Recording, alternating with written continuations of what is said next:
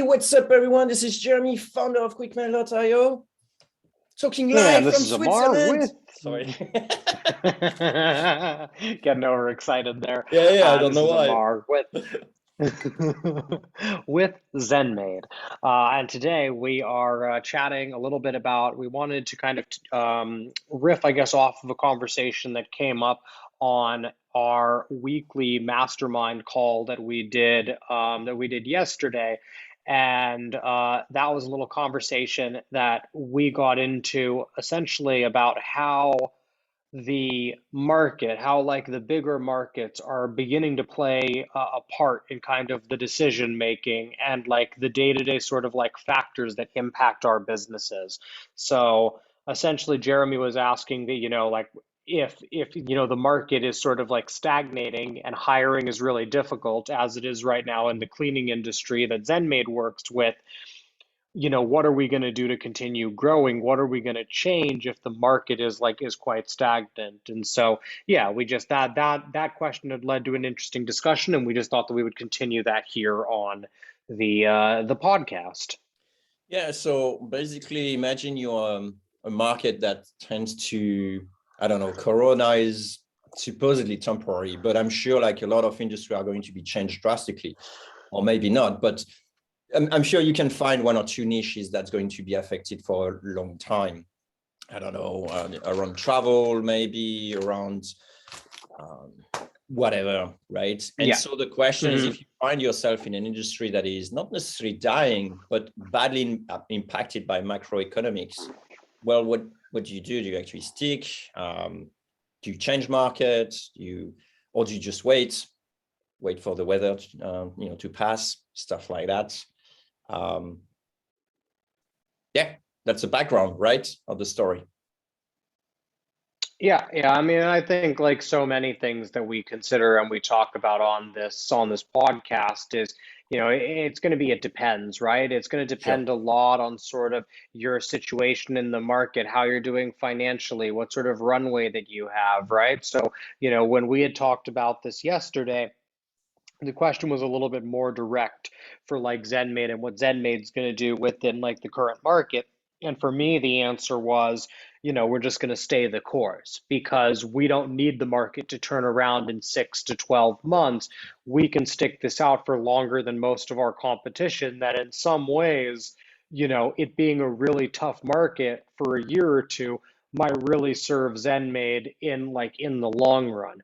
But if I was much smaller, if I was only making 10 or 20K like a month and it just looked like maid services were not going to be getting back to growing anytime soon, then I might need to be switching and maybe I'd be shifting to like short-term rental cleanings like Airbnbs, right? Or I don't think commercial cleaning is going to be any better right now, given like office cleaning has died a lot like during Yeah, like and during remote work. COVID, right? Yeah, Yeah, exactly. it's an interesting one because it could simply be that, once everything sort of passed, like a lot of people go bankrupt because, they were too much on the limit, not profitable, whatever, or they needed to, raise funds. And unfortunately, it comes down into a downturn of the industry. Hmm. Like imagine you got like a small aviation company and then, and then Yeah. COVID hit and you need some funding. It's unsure people will have secure some funding. So it's a bit like a shaking tree, and then the better operator or the one operating with a better margin will actually be able to potentially come out, head first. So that could be an interesting thing. Yeah. Definitely. I don't think it has much to do with the margin, with just being able to really like stick it out. That I think particularly when it comes to SaaS, margins are a bit like overrated. But like I definitely see like where like you're coming from there. That yeah, for a lot of companies, like I was saying, for ZenMaid, sticking it out just makes sense, right? Like we're the incumbent, right? That we can stick it out for longer than anyone else, right? That we don't have to like grow to survive right now. So yeah, Yeah, it's you don't have like massive investors, requiring you to do an IPO within 5 years, otherwise and force you to sell mhm, for like little equity. But that's yeah, probably a different mm, type of podcast or different episode. yeah, Like yeah. the different game the Well, but VCs are also that we're playing. making enough money, because I more meant that we're in between those, right? Is that we're also making enough money, right? Yeah, Because yeah, yeah, we're not VC backed, so we don't have to grow, but also like, we're not yeah. making just enough money, or like, we just took on funding a couple of months ago, like debt funding or whatever. So we have enough money in the bank that we don't have to worry about paying our bills for a while. So, Yeah, that makes sense. um, yeah, yeah. So, yeah, I mean, I just thought that was an interesting conversation from last night, and just that, like, for us, it doesn't really change anything. That, we were talking about like potentially acquiring one of the like adjacent softwares in our industry, and I was just saying on our chat like last night that to me that decision would be, like regardless of how the market was looking, like if I felt that was the decision to make, or if I felt we were getting the right price on that, maybe like how the market was doing would determine the price a little bit, right? If everything's growing, then of course you're going to pay more money, but you're also going to have more funds available to you versus that valuation comes down if the market has crashed. But other than that, it wouldn't really impact my decision at least. But I don't know. I mean, after we talked about it yesterday, it really did occur to me of just like how much it matters, like where you are in like your business life cycle. Yeah, it does. I mean, sometimes it's just luck as well, right? So when I actually Yeah. started QuickMail, I started at the beginning. I actually opened a new industry that didn't exist, like a vertical that didn't exist before, together with like two, three other competitors maximum. And now, like, everyone coming, and it could be more difficult to make a noise, in that market at this time. Hmm. One thing that I was thinking, like, okay, we talked a little bit about ZenMaid and obviously affected by COVID and so on. We were not as much affected by COVID at all. But one thing that I'm Hmm. thinking is that we have other risks. We have legislation risks, as part of our stuff. And I never really Hmm. paid attention to that, Yeah. but it's clear that at some point when you have, a business making billions like Facebook and stuff like that, at some point it does make sense to spend a few millions just trying to lobbying stuff or not getting some regulation passed and stuff like that. And before that I always thought, like, why do you pay those guys? Just play with the market and whatever is there. But in fact you better do it, because a lot of your business is actually dependent on some of the rules and some of the laws that are passed. So I found that Yeah. amusing that suddenly us being affected by market Does condition makes sense to actually, well, how about we actually control the market conditions ourselves? And that's probably when lobbying, come into place. So, yeah. that was like a Does thought does that process. make you does that make you want to consider selling at any point? Does that make you more likely to sell the business at some point because there could be a change in like lobbying? Because like in that sense, you're taking a much bigger risk. Like ZenMaid doesn't You're run right. that risk, right? Like we Correct. only run platform risk, right? And Correct. that's it. Correct. It's a good question. I've thought about this a lot, but if my business goes down to zero tomorrow, I just had a good ride and start a new one. So for me, it's not that big a deal, right? So selling is not the Okay, end game for gotcha. me. That Um, makes sense. Plus it makes no sense this year as well. Like, we've been growing like crazy. Like, it makes zero sense to sell at this point. But for the risk itself, at some point it was very risky in 2019, I think, when Google passed some things to crack down. Then it was GDPR and so on. And it seems like it's sort of like normalized these days. It's a bit like marketing automation. At some Well, point it was like, but just Yeah, but just keep in mind that you want to sell it when it's stable, right? Like if you tried to sell it in 2019, no one would have given you a good valuation, right? yeah, Because it would have been too late at that point. So that's just something to keep in mind, right? It does look stable right now, but it's the kind of thing that if like the sure, you United can you States can passed lose something similar millions. to GDPR, yeah, Absolutely. right? You can Where lose like, millions because the market changed conditions, for sure. And I think it happens, yeah, to a lot of companies where they think like, oh no, we want to stick and then make it like bigger. And then it turns out the next year they're selling for half, what they've been proposed the year before, type of thing. So yeah, yeah, it yeah, it definitely does make sense, but happens. I'm not too much paying attention to that because I don't have selling as, on my roadmap in Yeah, so yeah, makes for me, sense. cash flow is Yeah, that's king one. always. Like, especially now with like the interest rate being negative in Switzerland, for example, like getting a lot of money is almost like silly. You have to Yeah, invest that money. yeah. Um, yeah, that makes sense. That makes sense. Oh crap. I had You had an something to say. idea. I I can forgot. say, I can see it. Yeah, It's gonna come I back. lost my train of thought. Yeah. Um, Yeah, but I mean, yeah, it's definitely interesting, like interesting to think about. And you're right, the timing is something that's very, like, very particular about things, right? If COVID had hit like 1 or 2 years earlier, ZenMade probably wouldn't have made it through COVID with the amount that our revenue like dropped, right?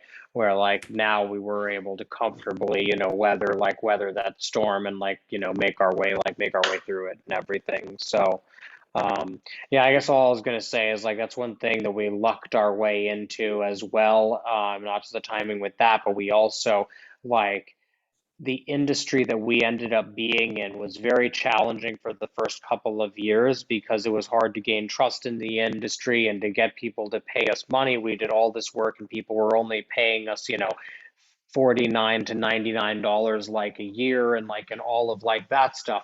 But now we're at a point where everything's stable. It's difficult for companies to come in and to compete with us. But then also from a legislative perspective, like what you were saying, there's very, very little that can change in the competitive landscape that's really going to like impact a business like ours. That Amazon, for example, has already tried to enter the cleaning business and has failed. Multiple other startups have tried to like do that. Like it's just one of those businesses that it's really hard to disrupt that industry, despite quite a few attempts. And so because of that, I feel more and more like we're built on a really, really solid foundation.